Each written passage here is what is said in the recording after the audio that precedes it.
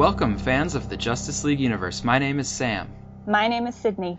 And we are two members of the JLUpodcast team who enjoy analyzing the DC films from Warner Brothers Studios. Other contributors to this episode are Alessandro Maniscalco and Rebecca Johnson. You can find us individually on Twitter, and you can follow the show at JLUpodcast. In this episode, we wrap up our analysis of Wonder Woman. So we're covering the final scene here where we see Diana back in modern times in Paris. And we are actually, by our count, calling this scene 52. 52 is a special number in DC lore. But I do have to kind of admit, there's a little bit of flexibility about what you call a scene and what you don't call a scene. So when I was laying out our notes for the movie, like way back when, I noticed that it was close to 52, and so I'm just going to kind of make sure it hits 52 right on the nose. I was about to say, did you do that on purpose? A little bit. Now, I think I only had to really fudge like one or two things, like kind of calling, something a scene together when I could have separated it, but it was close enough where we're going to call it 52 and we're going to feel really good about it. Yeah. So we are coming off of the celebration in London because the war is over, the Great War has ended, and we actually want to start by addressing a criticism that comes up, and in a sense this kind of makes some sense that there's a criticism about the movie overall, that Diana, she mistakenly and kind of naively thought, if I kill Ares, that will end the war. Which, of course, is like a very simplistic view of things, that there's just one bad guy and that killing the one bad guy will make everything okay. And so then the criticism is like, wait a minute, that's exactly what happened. Diana killed the one bad guy and then everybody was smiling and celebrating and that ended the war. So, like, what would you say to that criticism? Do they have something and it ruins this whole movie? Well, it's something that I initially thought too, but when you think about it and when you actually listen to what is said, it doesn't hold up. Number one, it's mentioned in the film several times that the war was already going to end soon. There was an inevitable armistice that was mentioned frequently. Only Ludendorff and Maru's final plan could have continued the war, but that was averted by Steve when he blew up the plane.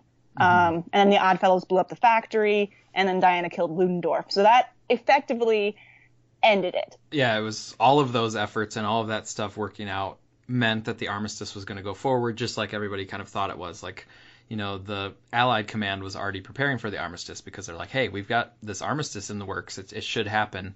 And so, yeah, like you said, all that stuff made sure that the armistice happened. So that ended the war. Yeah, exactly. So with the exception of Ludendorff being killed, everything kind of follows actual history.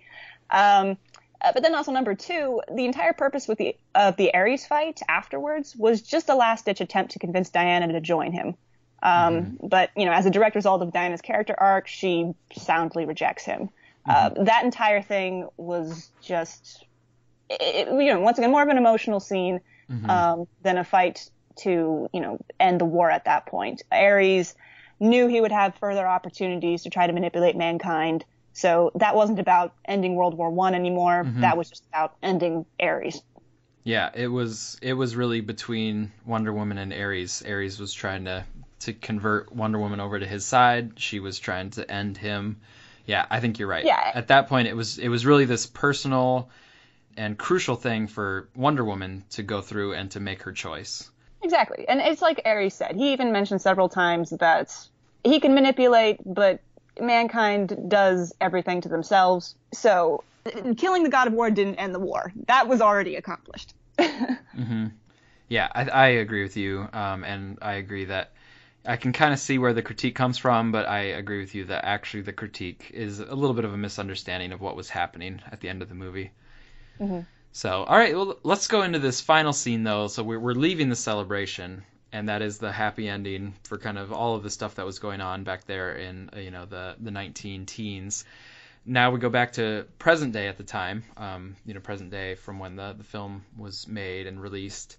This is a very common kind of filmmaking or just even storytelling technique of having these bookends, right? You have a little, something that you introduced at the beginning, and then you come back around to that same thing at the end. So here it's Diana at her work at the Louvre in Paris and getting the photograph from Bruce Wayne. So that's what took us into the flashback story, and then that's what we pull out of for the end of the flashback. So a very common thing, but it's a nice one, I think, with the photograph. The photograph is a nice way in and out Yeah, and also it's considering that Diana was first introduced in the modern era in Batman v Superman, doing the story this way makes more sense because we're not suddenly jumping between different time periods. You get it right at the beginning of the movie. This is after Batman v Superman, but now we're going to go back.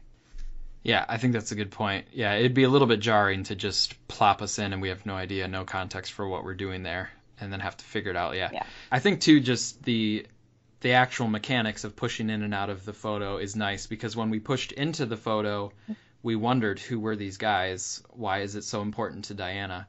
As we pull out of the photo, as an audience, we can realize, wow, we've learned a lot about those guys. We know where they were. We know what their personalities are like. We know why it was meaningful for Diana to have this photo, especially for Steve, the memory of Steve, and having this connection to him. So it's a chance for us as an audience to kind of check in with ourselves and realize how much we've learned from seeing the story of the flashback. Right. There's also something about how it's bookended. Like you said, the camera fades into the photo. Initially, it centers in on Diana. And, it cuts to her life as a child on Themyscira. Uh-huh. So at the end here, when the camera pulls away from the photo, it focuses on her and Steve. Mm-hmm. So it's after her love for Steve reminded her who she is and what her goals are. Mm-hmm. Yeah, that's a nice point. And in terms of what it's fading into and out of, we went from the child to now the adult who has kind of taken her place and made her choice, like in relation to mankind. So that's kind of nice too. Good coming of age story. Yeah, and it reminds us that, oh yeah, I remember the last time we did this, we saw the little girl, and she's come a long way from that little girl back then. Mm-hmm. And she's learned a lot. She has moved beyond her kind of early story time, fairy tale kind of versions of things into a more real, nuanced kind of understanding of things. And Man of Steel Answers also talks about this Wonder Woman film overall as basically like a fairy tale, like in the genre of fairy tales. And if you view it that way, you can kind of interpret things a little bit differently. And this is kind of like putting a cap on that fairy tale. Like that was the fairy tale part of the story, like her memory of how that was and stuff. And now we're back into her present day and what she's doing now. So, yeah, I think very effective in terms of the bookends having happened in there. There's another thing too. Speaking of connections to other stories, there is the idea that the photo initially zooms in on Diana alone and then zooms out on her and Steve together. Yep. I remember, Joseph Campbell quotes were pretty relevant to both Man of Steel and Batman v Superman. Like they had consciously integrated them into the Superman suit.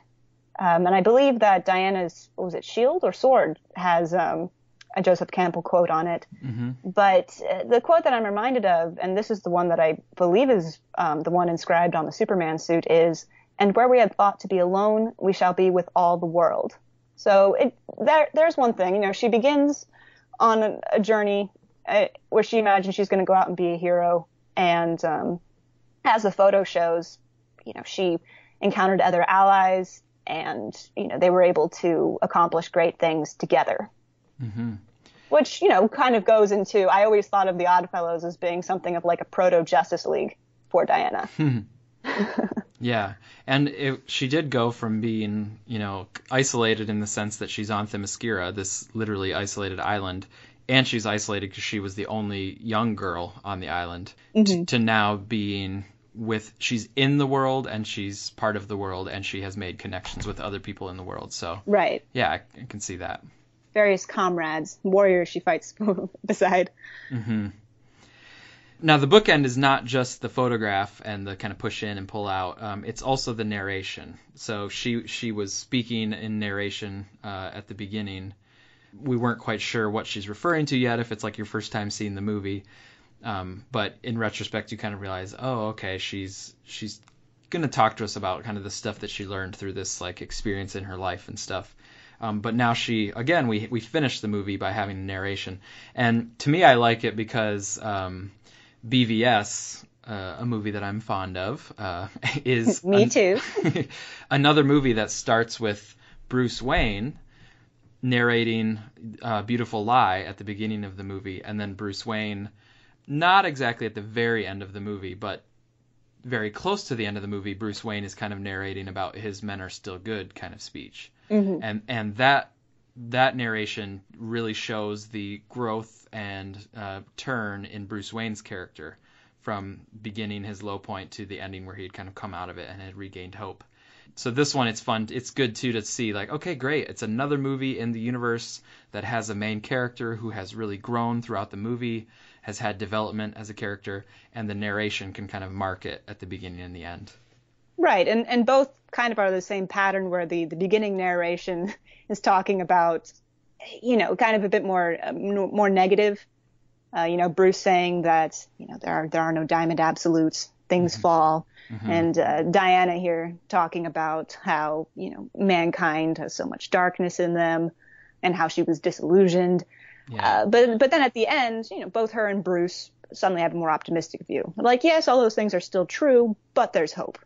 Yeah, I think that's a great point. Yeah, at the beginning, she's saying, I knew so little then, mankind, there's this darkness simmering within and stuff. So it does start out in kind of a negative way, but then it ends on a very positive note. So it's a good arc from start to finish.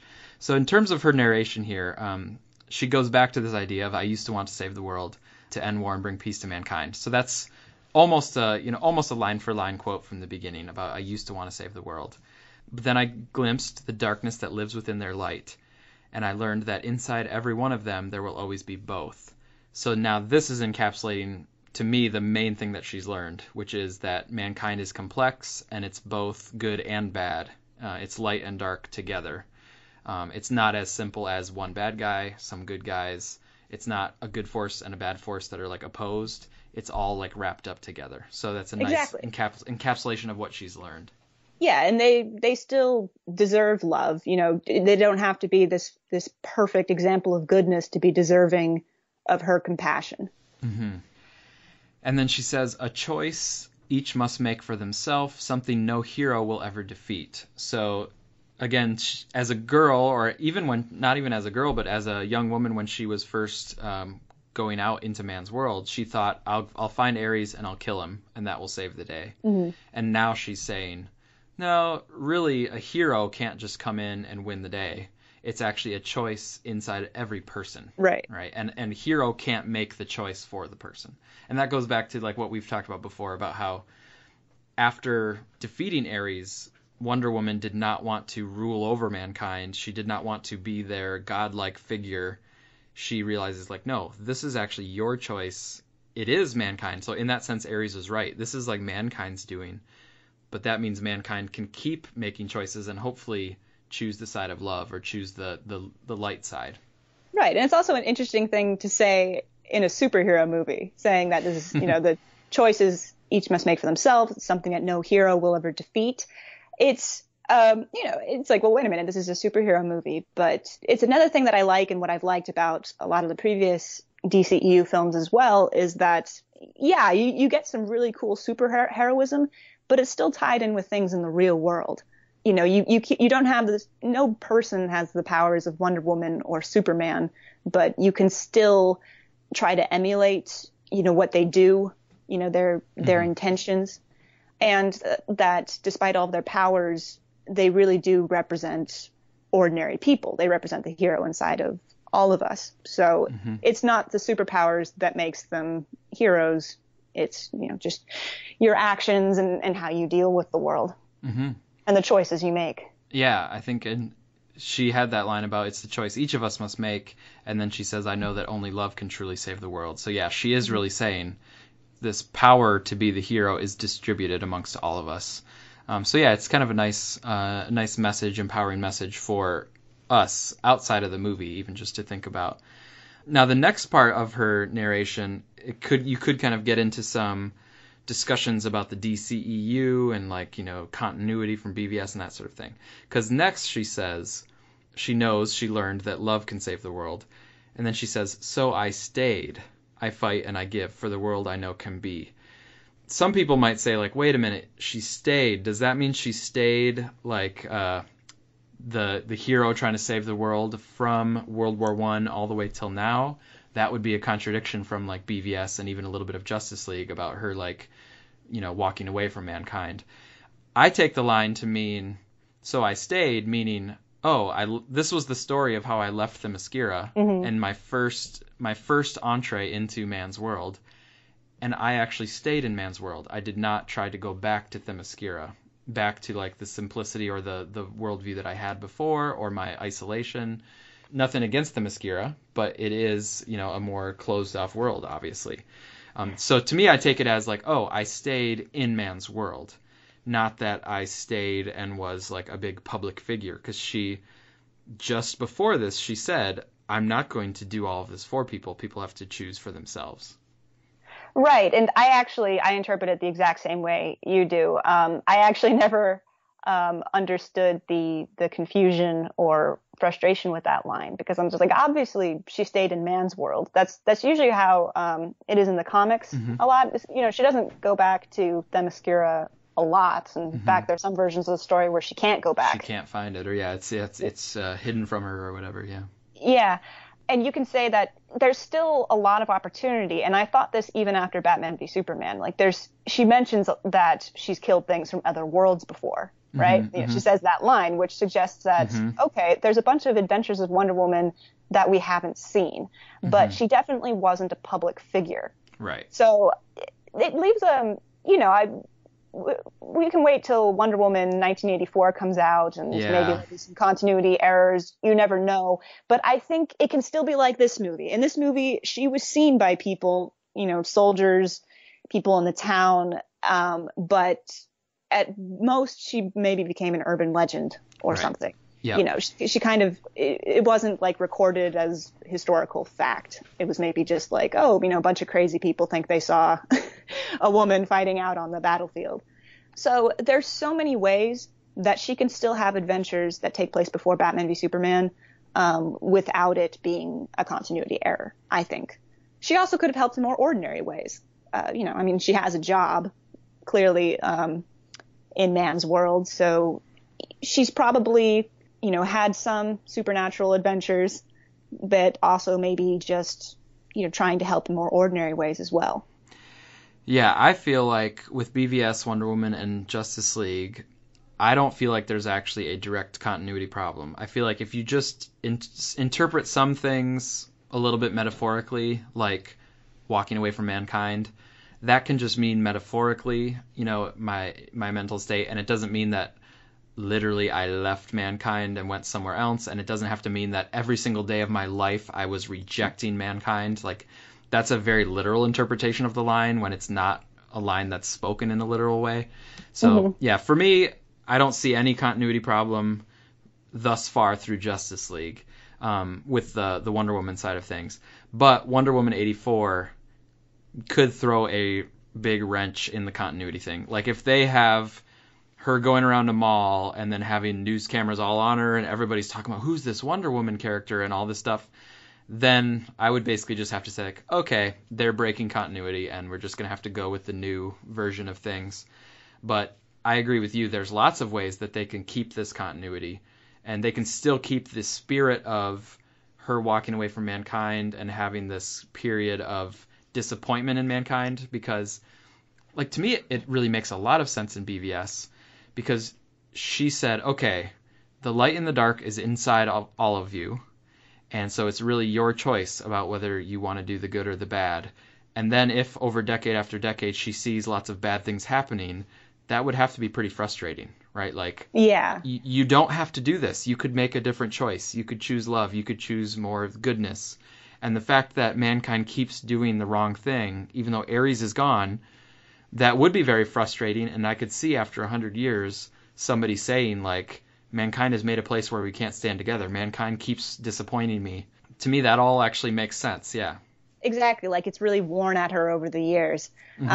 It doesn't mean that she, like, never did anything. It could just mean, like, you know what? I've been kind of frustrated with mankind because it really is up to them and they've let me down. Right. And like you even mentioned in one of the earlier episodes, she probably doesn't feel like she has the right to act as a god and lord over everyone.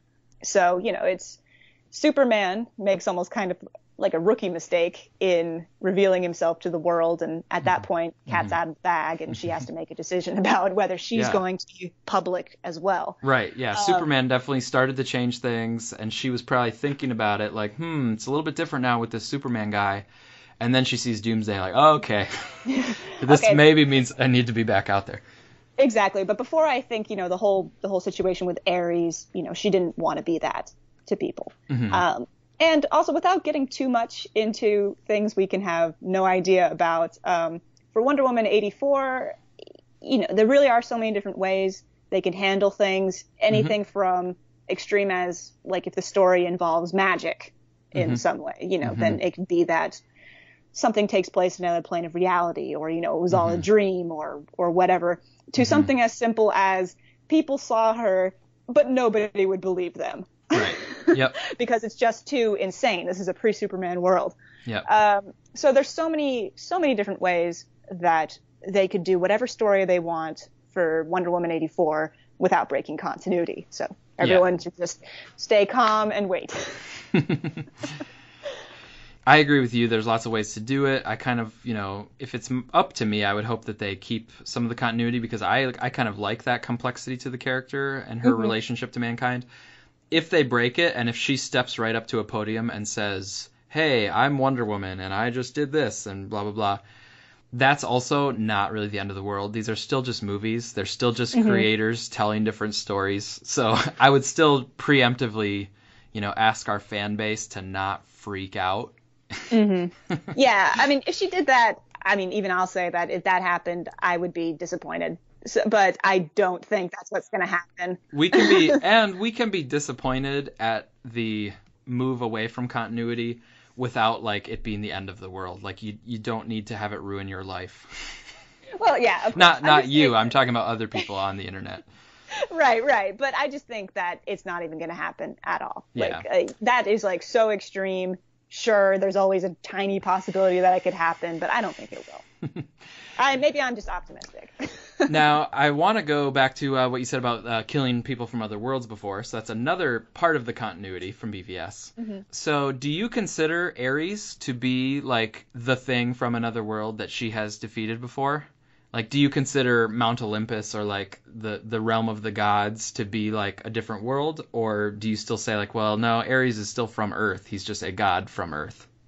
I would consider that another world. You think of it as almost kind of like the supernatural world. Yeah. Like, in other DC Comics stuff, say if, John Constantine is fighting some demon, the demon's from another world, even though it's from some other place on Earth. Right. I agree with you. Like, I take world to mean, not literally another planet on some other solar system, whatever.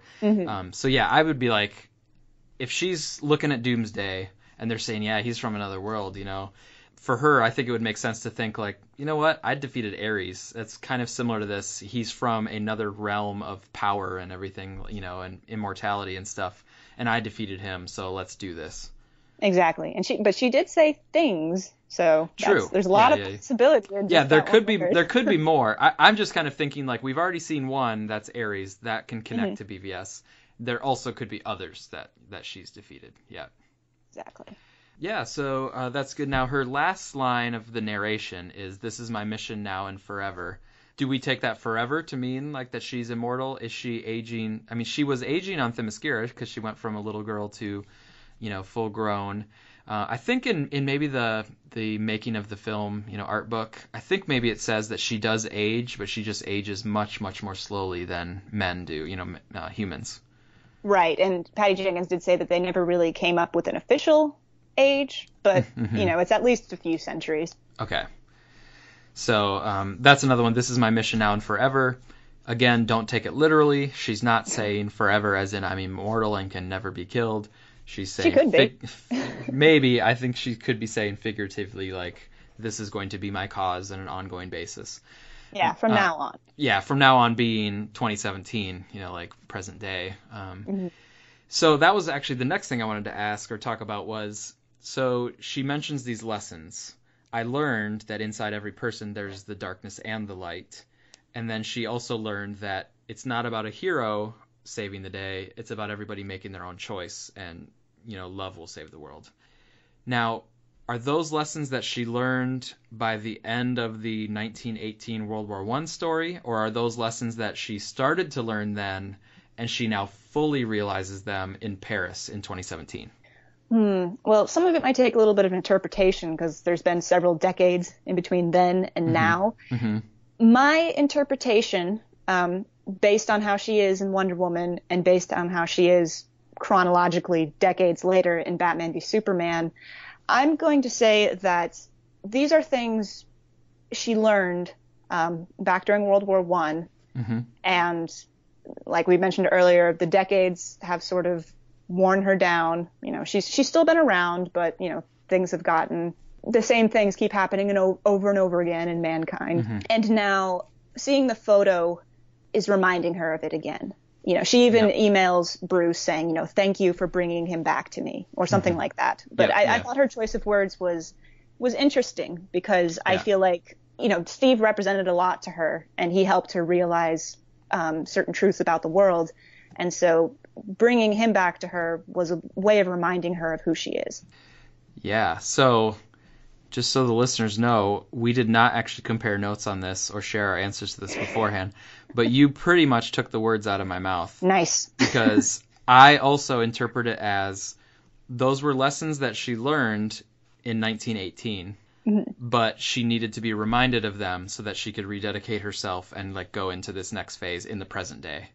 So exactly like you're saying. And I also agree, thanks for bringing him back to me. She's also saying, thank you for reminding me of my commitment to love, and that's what we need to save the world. And I need to put myself back out there, not as a lord over people. I need to put myself back out there as an example of choosing love and the power that can have. Right. So yeah, I took it as she learned the lesson before, but now she is rededicating herself to it. Even though she has been disappointed and she's seen some ugliness from mankind, this is the moment where she is going to try to go back out and make another effort, into the world. Exactly. I think she was already kind of along that path after she fought alongside Superman and Batman and, witnessed Superman's sacrifice. But, this was a bit more of a personal moment. Yeah. This was her, seeing the photo, actually seeing it in front of her is, a way of reliving. Yeah, I think Doomsday was kind of like an emergent threat that she said, okay, I do need to kind of help with this Doomsday threat. And then seeing Superman's sacrifice, I think that were some steps in the direction. But I think this is now when she's kind of like, you know what, I've made this decision. I'm fully dedicated to this now. So it's not just one thing and it snaps on. It was kind of like a 3-step process, and now she's there, and then that goes into Justice League and onward. Exactly. I kind of have an imaginary thing in my head where, Bruce keeps on trying to get her to join his little secret club or something. And she's like, I don't know. And then he goes through all this effort to get her the photo. So. Yeah. And there still is, there's still the issue of, do I want to join your team? This might be something that I want to do myself, and joining your team is something else. And then that happens in Justice League. Yeah. So that's a separate question of teaming up with Bruce and doing what, going for what he's working on until she knows kind of the full story of what's going on there. But anyway. Photo has the whole Oddfellows crew. Yeah. So it's about, working with others. Yeah. So that was the main stuff I wanted to talk about. So she goes out and she, has her Wonder Woman gear on. We see Paris. The music kind of swells up in a cool way. Again, I like the score for this film overall. But then we get the final shot of her leaping forward. Some say maybe she's flying. Can't quite tell. But over Paris, and it's right towards camera. And she's in the same pose that she had when she attacked the tower, taking out the sniper. But for me, I like it. It's kind of stylized. They kind of go into, it's almost like a heightened kind of reality of the way that they film it and kind of have her jumping forward. But I like it because I feel like you have to kind of do something to really end the movie, You can't just kind of have her look off in the distance and then it fades to credits, so I felt like that leap forward felt emotionally right. I don't really care about the physicality. I don't care about where she's actually jumping. It just feels like it fits the emotion of the scene and the fact that she is putting herself back out there and rededicating herself to it. Right, and I just think it's a cool superhero pose, and yeah, it's just a good way of ending it. Just one final cool shot of our main heroine here. Yeah. Do you happen to remember Superman the movie? So like Patty Jenkins said, that's one of her main inspirations for this. Does Superman the movie end with like Superman flying like towards camera like that or something? I kind of have a vague recollection that might be the ending of that movie. I have a confession. I still have not seen that. Oh yeah. Sorry for outing you. It's on my to-do list. I really love the recent DC films, but yeah. I really, really also want to get around to watching some of the classic ones too. Yeah. Well, maybe we'll do a bonus episode on Patreon where we can talk through that movie. Mm-hmm. I know Alessandro would want to do that. I think Alessandro is our like resident fan of the original Superman.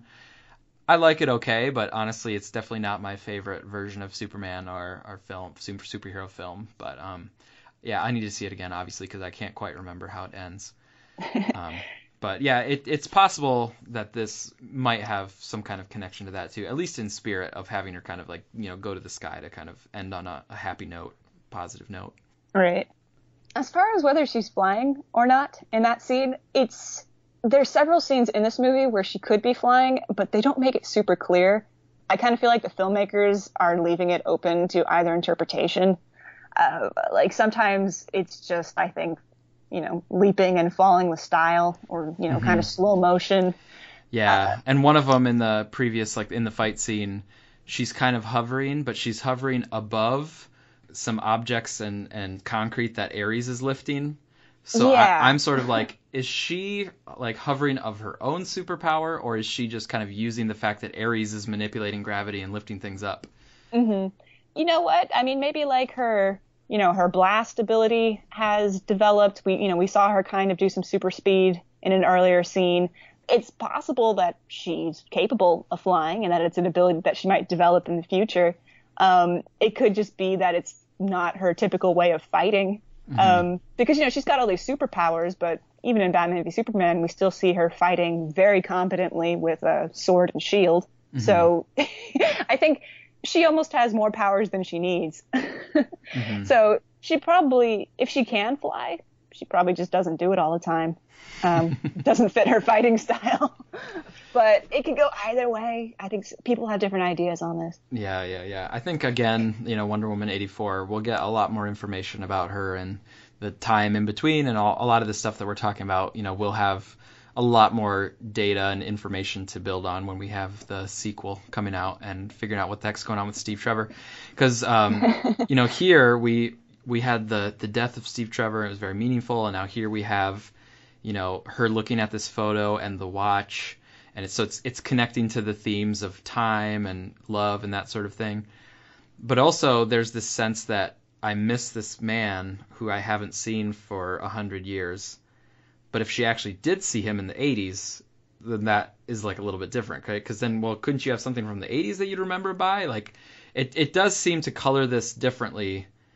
Like, to me, it's the most poignant when it's like, wow, she has not seen a likeness or anything from him for 100 years, and now she gets this photo back, is a different, more poignant feel than if, oh yeah, and I also saw him 20 years ago or 30 years ago, That's why, once again, and this is completely, based on nothing because we have no idea, but I kind of have a theory that Steve's presence in 84 is a very temporary thing that is the result of magic or illusion of some kind. I actually suspect that, people often, talk about like the middle entry of a trilogy being the dark one, Mm-hmm. I have a feeling that, especially given that it takes place during the Cold War, I'm thinking some really dark and deceptive stuff is going to happen. So I think that whatever she sees of Steve Trevor in that movie is going to end badly. And would probably not make it a happy memory. Now, I always thought the middle entry of a trilogy was like with the fanny packs and the 80s music and stuff, and the poofy hair. I think that's what things look like, but remember, it's Cold War, so I'm pretty sure some dark secret spy stuff is probably going to happen too. Yeah, no, you're right. And Cheetah coming into it I think she's gonna have a kind of an intense sort of story to go for her too. So once again, I have no idea. I mean, I have the same reservations about things that a lot of other fans seem to have, but I am ultimately a positive person, and I think it's going to turn out just fine. Yeah, I usually try to look for the good in things. There is a chance that Wonder Woman 84 might be a very fine movie on its own, but might really cause stress and anxiety for people that like the full set of the universe, Right. So, yeah, like... But be positive. We don't know. We have no idea. But in terms of this movie, Wonder Woman, the original, I think it ends very nicely. The narration, to me, does connect and ring true with stuff that we saw throughout the movie. The lessons that it alludes to, I do see how those were developed through the movie, that it all does seem like stuff that Diana did and built throughout, connecting to the watch and love and that kind of thing. It's like, yep, that is what this movie was about. So, and then the iconic vision of her above the city, it all to me works as a very satisfying kind of ending. And then going into the credits, I like the way they designed the credits, and the music that they have there too is it wraps up the movie, I think, very effectively.